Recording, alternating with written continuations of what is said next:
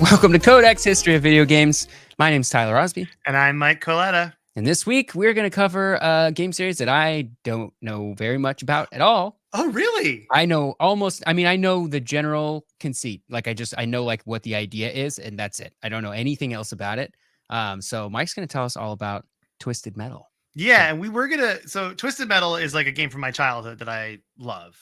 If you don't know, it's a vehicular combat game. It was kind of trying to be like grown-up Mario Kart battle mode, is how I would describe it. Yeah, The that game's sounds right. Like the edgy ridiculous. Mario Kart. Yeah, edgy Mario Kart, but just the battle mode. And it has a special place in my heart. Like it's like one of those games I have fond memories of, like playing with my brother, and we would just sit and play Twisted Metal 1 and 2 for just hours. So I don't want to say this is a forgotten series, but I would say it's kind of a dead series. And I wrote that fully aware that last year there was a TV show that came out for Twisted Metal, but Which I haven't watched yet. yeah, and I haven't watched it either. And I think it's on like Paramount. yeah, it's Paramount Plus, and they're taking some license with it. Like I think they take the story from like a different, like one of the later Twisted Metal games. We're just talking about the bare bones Twisted Metal 1. Like many episodes that we do, I thought we were going to do Twisted Metal 1 and 2 today, and it turns out there was some great stuff on Twisted Metal 1, and we're just covering that today. Which is fine. When we do series like this, it's always like, oh yeah, there's not a lot to say about Twisted Metal 1 and 2, but we could talk about them both, and there's a lot, but you gotta say a lot about Twisted Metal in general. Like I feel like the Persona one started where it's like I just gotta talk about Persona for a while and not even go into the first game. So we get halfway into this before we even start talking about the first game. For sure. And we're going to get into it pretty quick here, but I did want to kind of say that this is a series to me. The last game came out, I believe, in 2012. So it's been a while. It's been a little bit. Yeah. It's and 12 years. Yeah, I think it's ready for like an indie glow up. Okay. Kinda. You know how like Stardew Valley was kind of Harvest Moon's like indie glow up? I feel like someone could do that with Twisted Metal. They could just make a better version, modern version. Yeah, of it, a modern version with like online play that's ridiculous and fun, a la Rocket League. Because Rocket League is pretty close, or Rocket League could just make a Twisted Metal mode, just something like that. That would be really fun. So the thing that stood out to me the most about this game, though, it's the characters. That's what sells this game, because each driver has a vehicle they drive, and they have like a weird quirk. And I think the most famous, probably most people know, is Sweet Tooth. That's like the clown ice cream truck. It's on the cover of a lot of the games. But there's so many more, and they all have their strengths and weaknesses. So we're just going to get into it and have a good time. You ready, Tyler? Oh, I'm ready. So we always start with the grime facts. Okay. This is developed by Single Track. That's the name, Single Track, and that's TRAC, and it's all one word mushed together. What other games they made? They made Warhawk. They ended up making more Twisted Metal games. We're going to kind of get into how they started, but we'll kind of get into that a little bit later. They were published by Sony Interactive Studios of America. This is a PlayStation exclusive, this game. It did have a Windows version that came out later, but it's a PlayStation exclusive. Release date was November 10th, 1995. The best way to play right now is probably either PS4 or PS5, because I believe, and I didn't double check it, but I'm pretty positive this game is on the PlayStation Store for those consoles, and you can just buy it. Yeah, I'm almost 100% certain they sold it as a PS1 classic on the PS3, and I don't know if those transfer over to PS4 or what. But yeah, this also was a greatest hits game on PlayStation, where they re-released it as a greatest hits for cheaper. So it wouldn't surprise me if there was some sort of greatest hits collection on PlayStation with this in it too as well. So that's probably the best way to play legally. But if you own a copy of the game, a legal copy, you can play and emulate this in a PlayStation emulator fairly easily, I would say. But you have to own a legal copy. But you do have to own a legal copy. That's right. So number of copies sold, we just have a figure for North America that's kind of vague, which was over 1 million. It's most likely more than that. That's just like the North American figure that we have. But the developer and lead of the game has stated to say it sold many copies. Like it's a successful commercially successful game. Very much so. The genre or gameplay style I will call vehicular combat. Third person vehicular combat. Sounds right. The average time to complete, according to howtobeat.com, is 4.5 hours for the main story, 10.5 hours for the main story and extra, and 24 hours for completionist. I'm going to take completionist, meaning you beat the game with every character. Mm. That's probably the only completionist way to do it. There is no Metacritic score, but Game Rankings, which is kind of an older version of Metacritic, had it as a 66.88% as like an aggregated score. Wow, that seems kind of low for such a celebrated game, I thought. Yeah, and I'm wondering if that included some old Windows reviews. Is it not a great Windows? Yeah, all the PlayStation reviews I saw were like sevens to nines, so that's kind of on the low end of the spectrum, I think. Yeah, But PC ports in the 90s. I mean, it's still today, but PC ports in the 90s were pretty hit or miss. yeah, and so and that's actually how I tried to find and play the game was through a Windows cracked version but trying to get the version to play on a modern Windows versus like what it was meant for back then. Windows 95 probably was not doable, and I remember this game so well because I played so many hours this game. We'll get to it in a bit, but we're going to do the plot, okay? And I'm just going to read actually straight from the instruction manual because this is pretty great.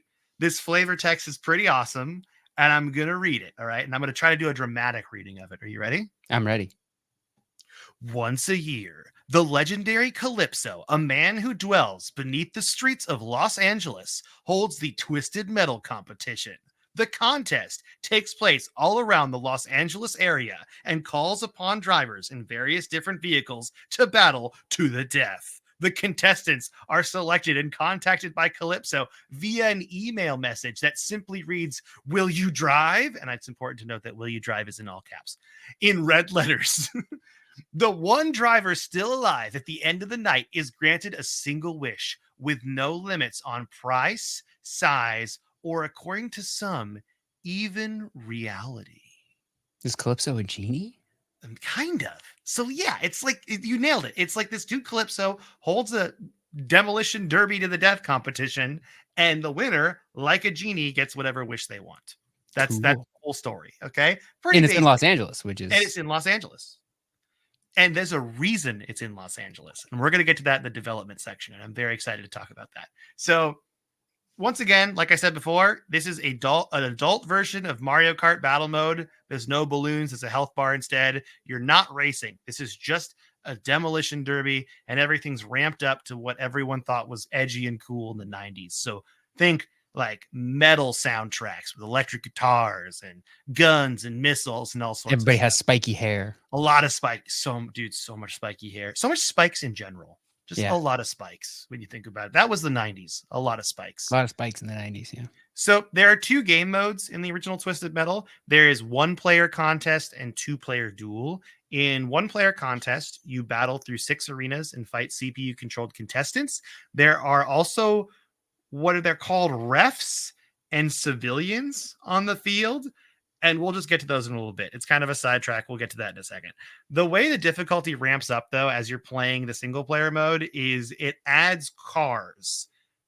Each new level adds more contestants to the field until you hit a certain point. Like the last level, you're facing like 3 opponents, but it's much harder. But before in the start, it goes like 1, 5, and ends with 8. Then the final level has 3, and then the final boss instead. And the boss's name is Minion, which I think inspired the Minions. Probably. They guess. certainly have a case. That's for sure. So the gameplay consists of you driving around the battle arenas. You're picking up items that you use to damage enemy vehicles or utility for your own car. And these items consist of machine guns, which is kind of like their unlimited weapon that you always have.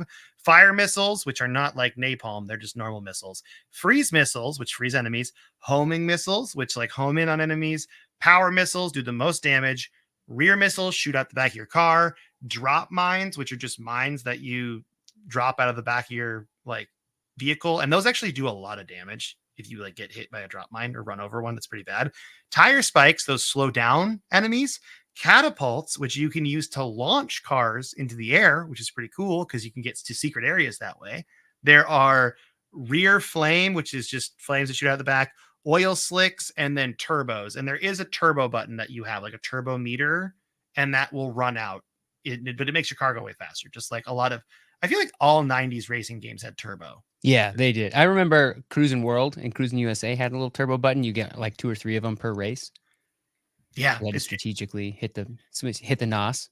you got to hit the nos, man. Too fast, too furious. Yep. We all do it. Doesn't matter if you win by an inch or a mile or a homing missile. I Okay, live my so life quarter mile at a time. I've always said that about you. So there are also special weapons for each character. I will go over those though when we go over the characters because that's really what I wanted to. That's where it gets real juicy is when you talk about the characters because they're kind of all ridiculous.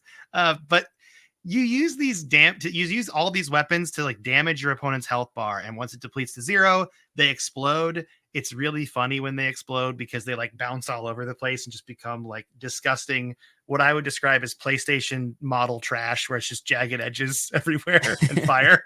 Um, there are healing stations throughout the map too. These are little ramps that you can drive up to heal your car.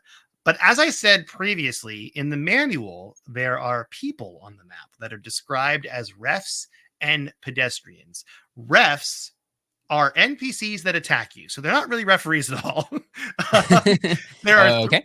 Yep, there are three kinds. That's your standard missile refs that shoot missiles at you, hover refs that fly up in the air, and manhole refs that pop out of sewer grates and shoot you. And they have the like strongest attack, apparently.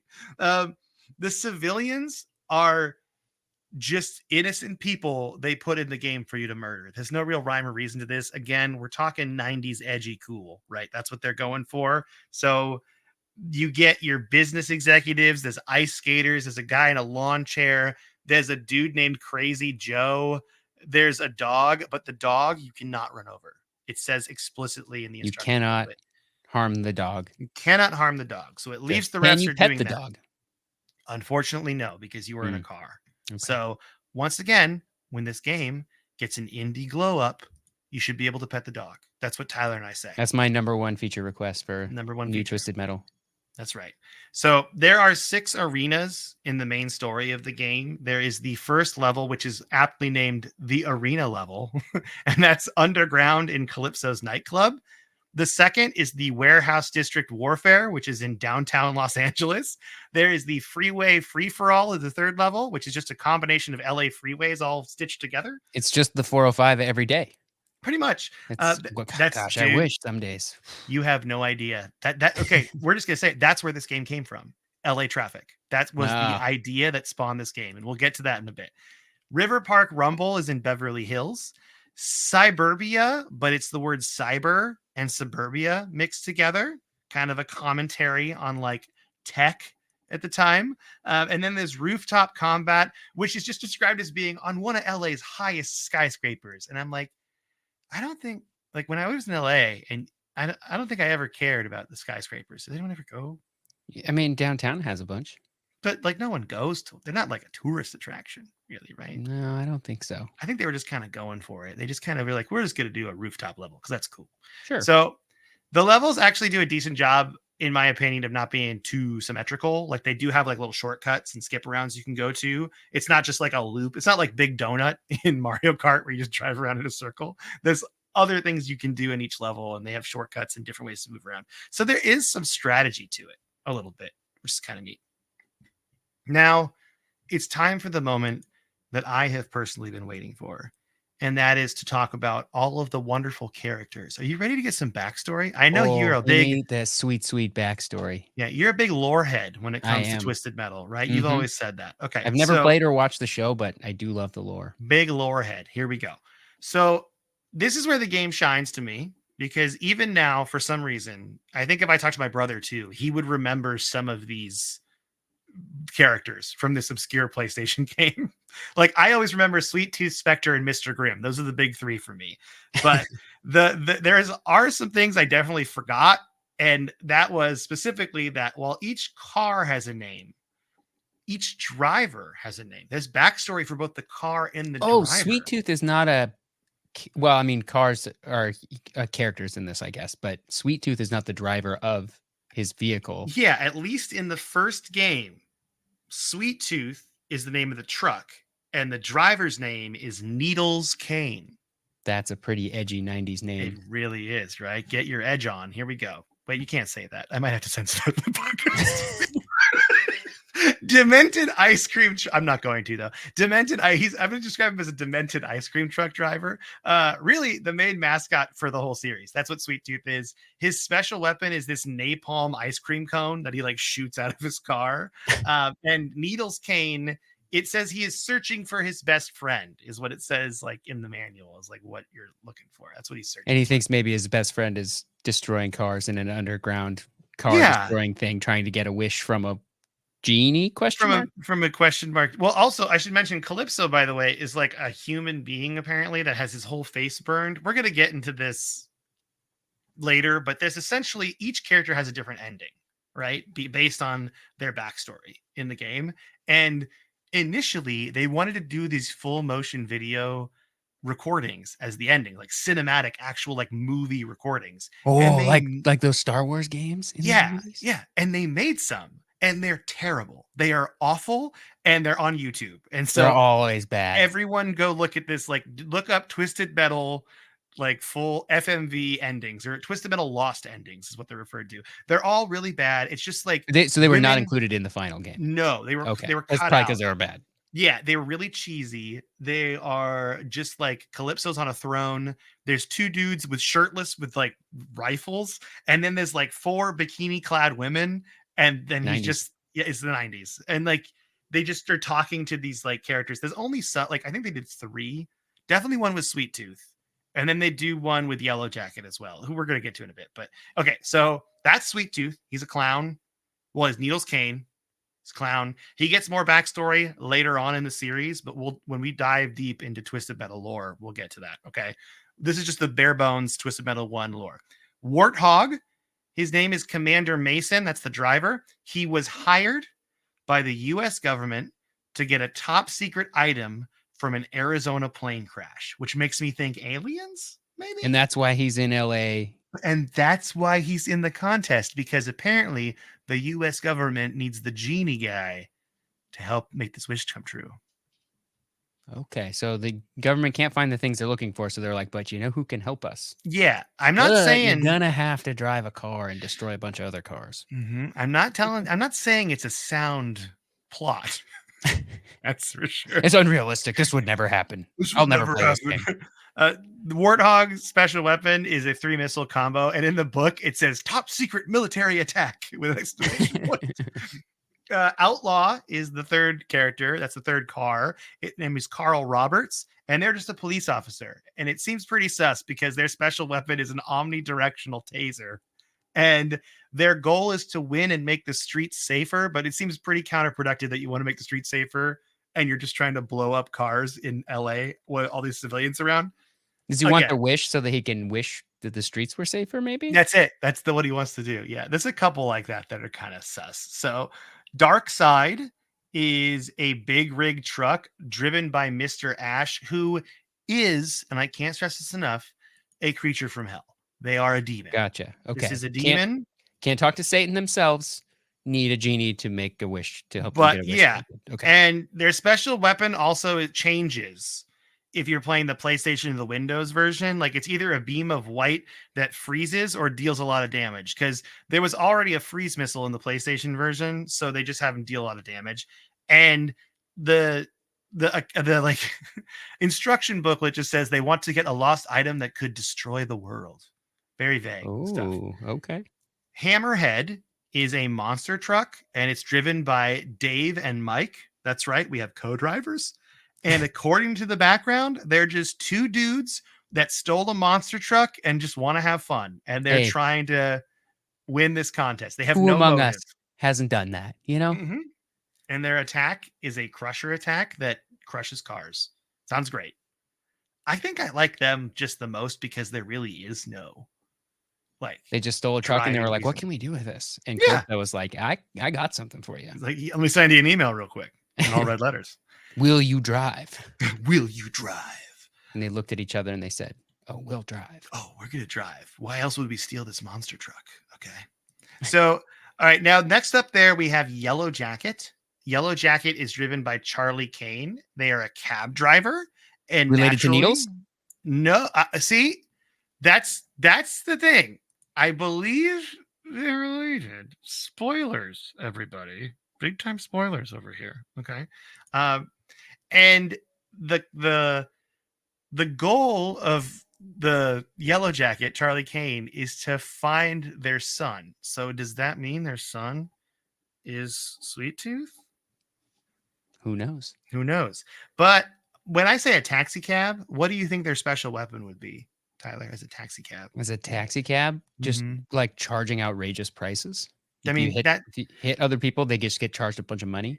close Molotov cocktails, but very close. Dang, that was my second guess. That was your second guess.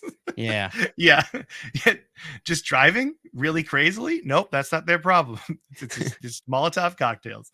So Roadkill is the other car name. They're driven by Captain Spears, who is an old army commando who lost his friends in the war in the jungle and wants to change the past. Their special weapon is a giant steel rod that can cut cars in half. This is straight up just like veteran war PTSD car.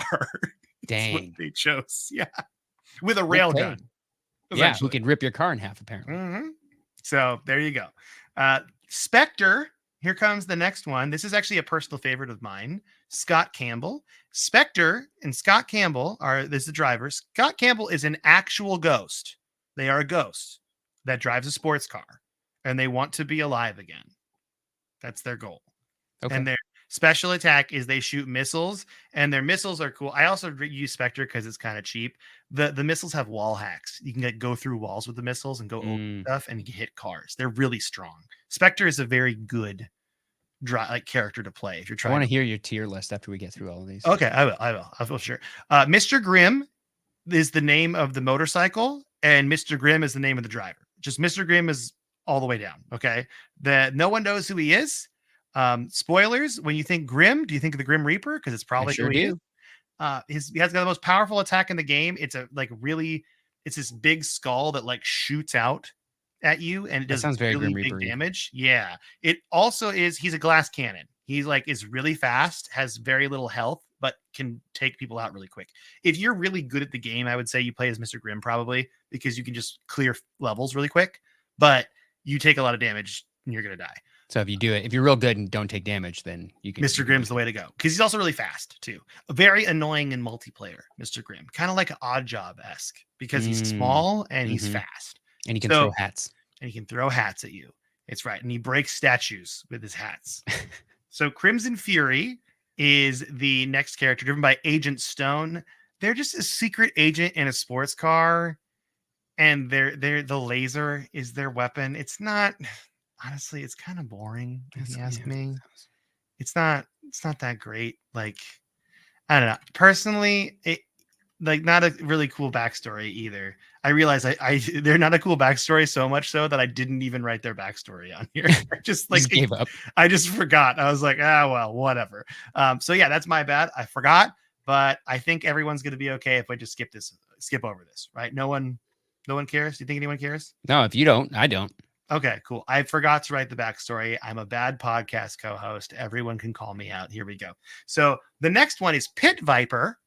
That's a dune buggy. It's the only female character in the game is Pit Viper, driven by Angela Fortin. And their special attack is an acid that they shoot out. And their reasons for playing in the contest, they just want money. They want to win much money. That's their wish. Yeah, so sure. Hey, they're probably the most reasonable of all the wants on this list. So that's Pit Viper. Thumper is the last one we're talking about, driven by Bruce Cochran, a lowrider with a flamethrower, and they want neighborhood peace, but just for their neighborhood. It's weird. That sounds like Los Angeles. Yeah, just their neighborhood they want peace in. That's the other one that I was like, this is kind of weird. So you're going to just destroy and blow people, but I guess that's fine. So the characters are really what make this game stand out. Like when I was a kid, every single one of them has a reason to be in the contest. And by the end, they get their wish from Calypso with varying degrees of success. Like this kind of like that twist, it's a lot like the Monkey's Paw. The Monkey's Paw, yeah. It's very similar to that. So, you want to be alive again? Well, now you're alive, but the family you want to see is all dead or something like that. He just does some crazy thing like that.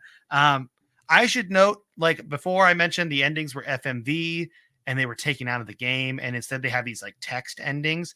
A lot of the scripts from those full motion video endings, though, are what the text endings are. So even though you don't have, like, you only have FMVs, I think, for 3 characters, but you can still get the story from their, like, just text endings. So it must truly be because they were bad. They were like, we can't. Well, there's 2 reasons, actually. It was because they were bad, first and foremost. They're very cheesy. And the second is that they refer to the contest as High Octane, which was the original name of Twisted Metal before it was changed. So they Oh. also couldn't use them. But Mm. they also cost a lot of money and they're really bad. They're not good. But I highly recommend everyone watch them because they're not good. That's the reason why. Do you want me to rate my top ones here? Yes. What's your S tier? Okay, my S tier is probably either Spectre or Mr. Grimm. Spectre's a lot easier to use, but Mr. Grimm does so much damage that it's really good. Next down the list, I would probably say Dark Side because I remember their like power beam doing a lot of damage. I like Sweet Tooth, honestly, too. There is the Is it thing about classic? it is there isn't one that's like bad. I Mhm. don't remember there being one that I'm like, I never want to play that one. Like I played them all. Pit Viper is actually pretty good. I like that one. Actually, you know what? The one that I just don't like as a character is Crimson Fury, the Mm. agent. The one I didn't put the backstory on because I just don't like it, to be honest. And Like their backstory sucks. just Laser weapon sucks. yeah, Kmart James Bond. I don't care. I Damn. don't want it. Yeah, get roasted, Agent Stone. Get roasted. So there you go. But yeah, I would say Spectre and Mr. Grimm are my top 2 for sure. Now, there is a multiplayer mode, and that's what I played the most. Yes, this seems like a game that would be mostly multiplayer. Yeah, because in a lot of the reviews you see too, they were like, the single player is okay, but the multiplayer mode is where it's at because it's just you and your friend battling head to head. It's back before everyone needed a progression system in a multiplayer game, and you just played games for, dare I say, fun. You play games for fun, not just This for was in the number go up? 90s. No, not now. This was in the 90s. Back then you played games for fun. Now Yeah. it's just number go No, up. You now just a need number go up. has to go up. You can't play Yeah. games for fun anymore. Yeah. But this was playing games for fun, and me and my brother just sitting down and playing this game over and over and over again was really awesome. It opens up more in multiplayer in Twisted Metal 2, and we'll talk about that later. But just still such a fun game. And it was the greatest hits, which is another reason my brother and I got it because it was like $20, which is a great deal. That was I mean, they still do it, I guess, but that was like the thing back in those days was like getting the greatest hits because they were always cheap. Yeah. And I should mention there are different courses you can do in the multiplayer, but they're all just smaller versions of the courses from the single player. Like, so there's arena, warehouse, freeway, city park, canal, which is taken from Suburbia, and then rooftop. But I mean, again, I can't really stress it enough. Like, while this seems really simple multiplayer wise, like if you picked with us up with a friend on PlayStation and played it today, you'd probably be like, this seems really bare bones. This was just so fun as a kid. That's all it needed in those days. Like, yeah. It needed to look cool on the cover, and then if you could play it with your friends, then your friends would tell their friends, and then we get a Twisted Metal too. And hours and hours and hours were spent playing the game. So that's the gameplay side of things. I'm getting so we're gonna get into development right now. How you feeling, Tyler? Let's just take a little breather right now. How do you feel about Twisted Metal? Am I selling it to you? I mean, it sounds like a game that was very cool in the 90s. I feel like if I pick it up now without nostalgia, I may not have a great time with it. Good. Okay, because I also forgot to mention that the cars drive terribly in the game. Okay. I'm realizing that now. I forgot to put that in here. That the Controls are bad. Cars, it's like like I feel like now when you play like any sort of car or racing game, you get the feeling like the wheels are turning, right? Yeah. In Twisted Metal, it's more like you're just sliding around a map. Like that kind of, it doesn't feel terrible, but it just doesn't feel right. Is there it's PlayStation. another game you might compare it to that maybe I've played? Like, so like Crash Team Racing? I would compare it to, and some people are going to get upset because there are you can drift, like in the instruction manual, there's like drifting, and you can also do it like a drift where you hit another player with the side of your car. And that's actually like a move that does damage. But I would describe the perspective and the way it feels as that SNES Mario Kart, where you kind of like too far down. Mm-hmm. You know what I mean? Yeah. And it's a little hard to see. You feel kind of like you're not actually on the map. Yeah, that's Yeah. kind of how it feels. And it's not bad. Hey, Super Mario Kart's very fun. Yeah, Super Mario Kart's great. It's just that early racing game feeling. Even though it's not a racing game, I can't stress this enough. You're not racing. No one cares about position. It's just blowing people up. But that feeling was very much like apparent in it. And when I was watching live plays of it again for the episode, because I couldn't, I'm like, oh, I remember this like 100% the way it felt when you were driving it. So there's that. Let's talk about the development of Twisted Metal for a bit, though. I used a couple different interviews. The first interview is actually with it's called quote exclusive interview. Dave, I believe it's David Jaffe, Jaffe. Jaffe. Is it Jaffe? I believe it is David Jaffe. Okay, David Jaffe talks the birth of Twisted Metal, the rise of gaming, and the death of the console. And that's the name of the story. This story came out in 2012, right before the Twisted Metal remake. And the reason I think the development of the game is important is because the video game industry in 1995 was like a pivotal shift because we're once again losing, and we've talked about this before on this very podcast, the aspect of children as the primary audience of video games.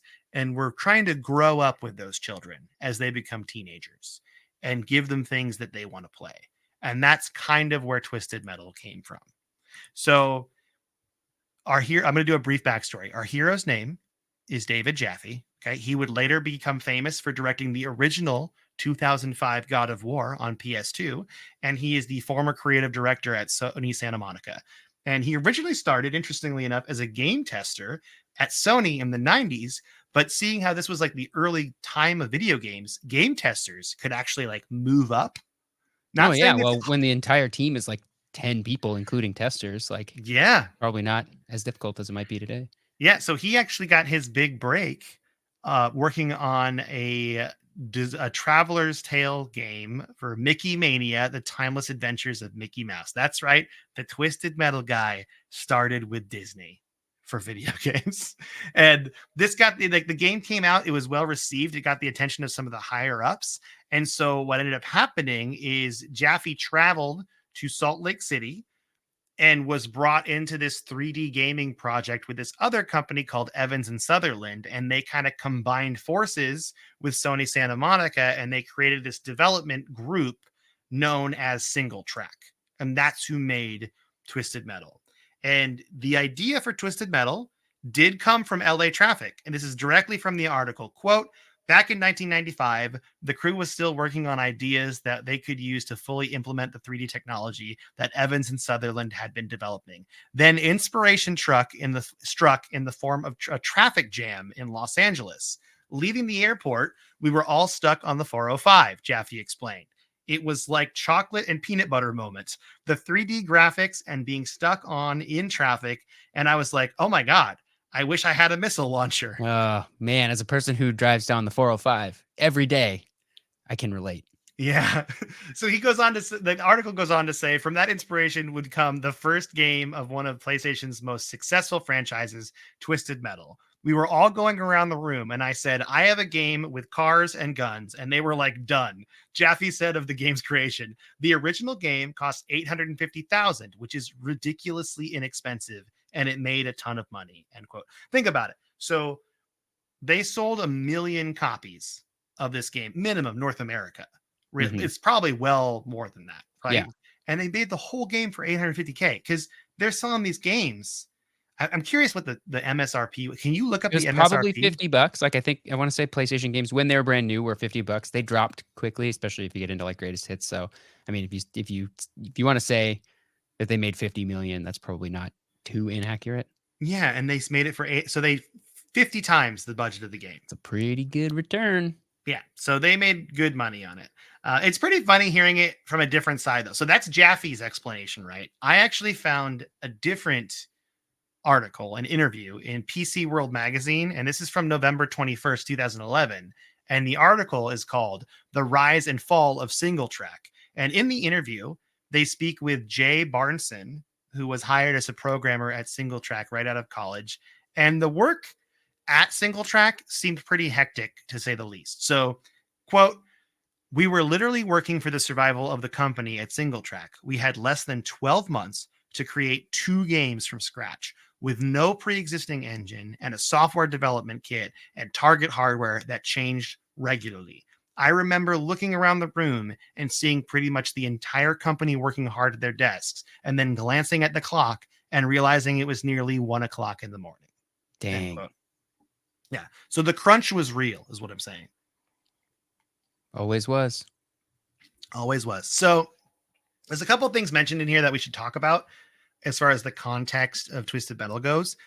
They were, when they got this deal with, and they created Single Track, they were required to make 2 games in 12 months, which is a lot. And those 2 games would end up being Twisted Metal and a game called Warhawk, which I didn't really look into that much. It's like a helicopter game Yeah, it where got you like, a PS3 like reboot. It was like kind of one of the games that was supposed to be very cool for the PS3 six-axis controller. mhm. At least Yeah. PS3 version of it, obviously. Did you play that? Did you get it? No. Okay. If That's you just got, all I know about Warhawk. There you go. That's it. that's it. We just exhausted all of Tyler's knowledge with Warhawk. If you are a Warhawk super fan, email us, codexhistorypodcast@gmail.com.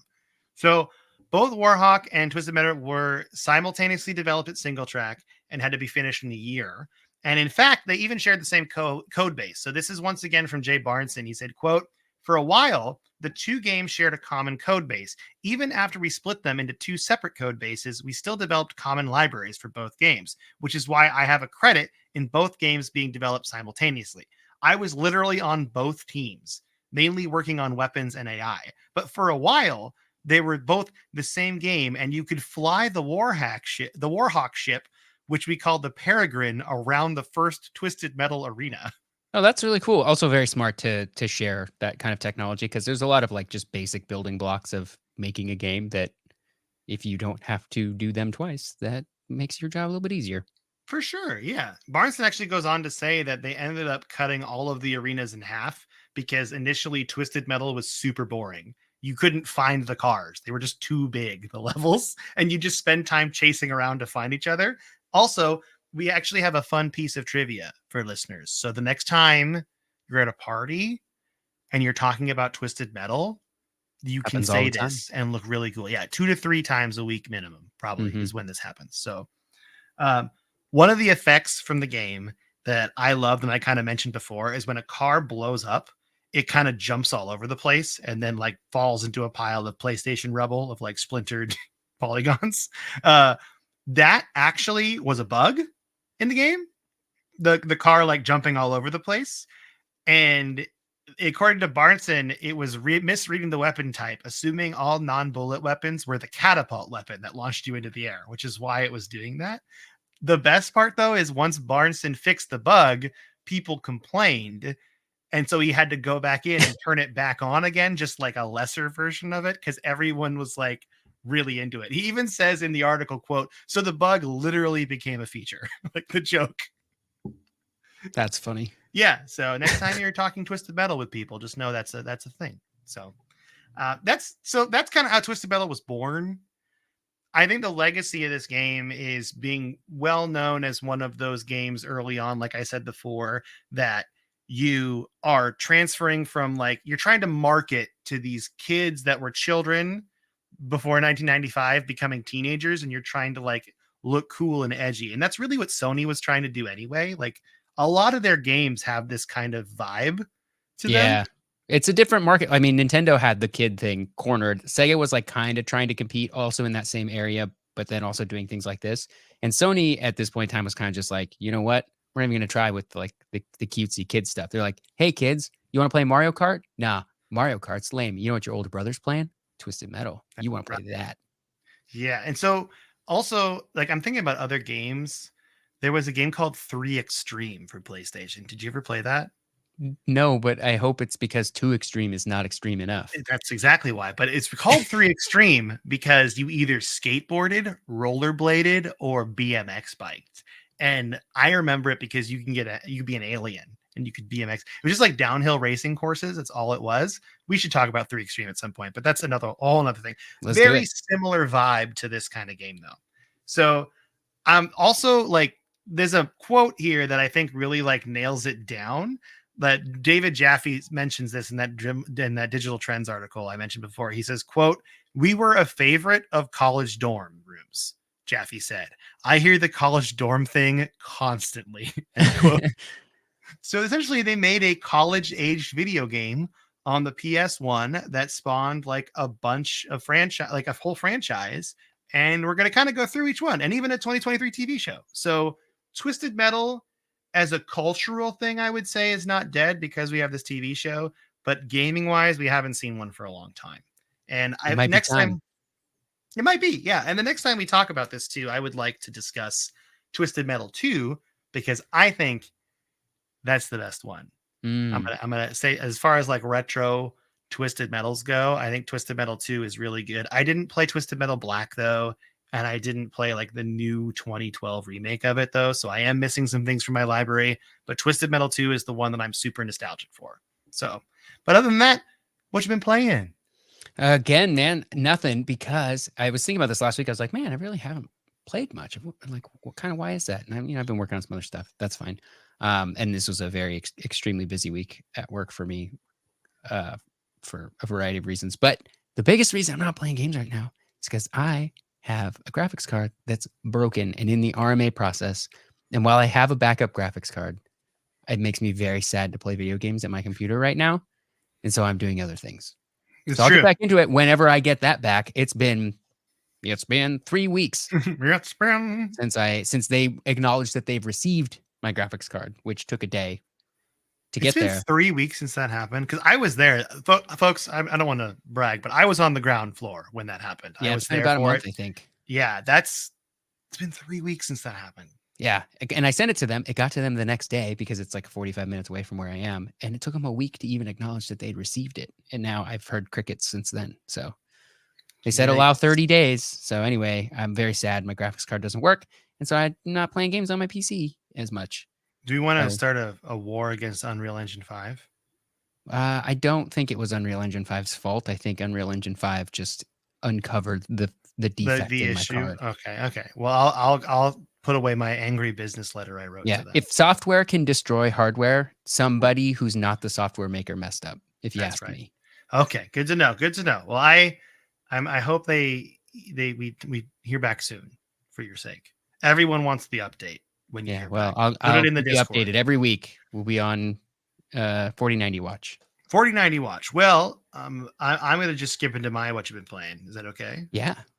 Spider-Man, I'm halfway through it according to the percentages here. So I did play a lot this week. I had like one really long 4-hour session, but that's all I really played because a little game called Pal World came out. I heard that's like Pokemon with guns. Small indie title, Pal World. Yes, that sold 7 million copies this week. Nope. I'm playing it on Game Pass.